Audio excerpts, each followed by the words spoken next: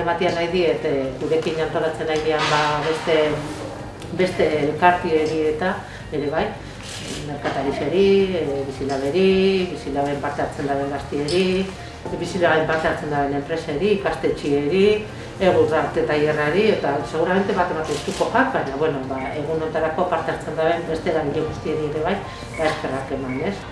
Bueno, eta bi ekintza batez ere ingo ditugu. Bigarren aldiza da, erakuslehioetan emakume zientzialariak aurkezten dituguna, eta gero beste ekintza bat ingo duguna da, eskoletan ere bai, 12-13 urteko gaztetxoeri, pilula batzuek emango jakoez, zientzian da, pixkat suspertzen gazteko, bai.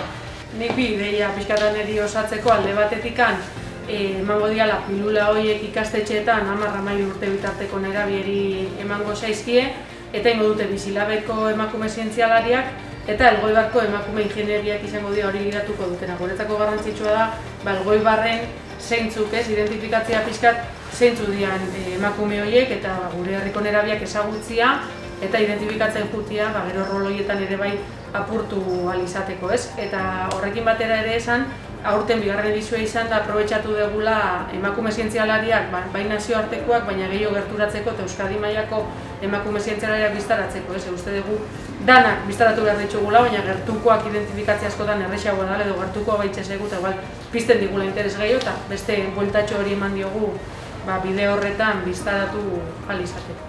Bueno, honek daukan garrantzirik handiena da elkarlana. Esan dizueten eragile guztiek parte hartzen da berako batez ere. Baina bai bereziki eskertu nahiko nitzuke eta balorian jarri nahiko nitzuke merkataritza dagoen egoera egonda ere bai, kapazak izan dira erakusleiho hauetan eta emakume zientzialari bat aurkezteko bai, hainbat merkatari parte hartu dagoenean. Eta bueno, gainera emakume zientzialariak ere bai bizteratu behar ditugu, ze egoera hau, COVID-ak eragindako egoera hau, ez da erreza izan eta batez ere eurentzako potentzial jarri behar ditugu. Y yo sobre todo dar las gracias a todo el comercio del Elgoibar, a los 15 comercios que van a participar en 16 escaparates por ayudarnos a poder visibilizar a la mujer científica.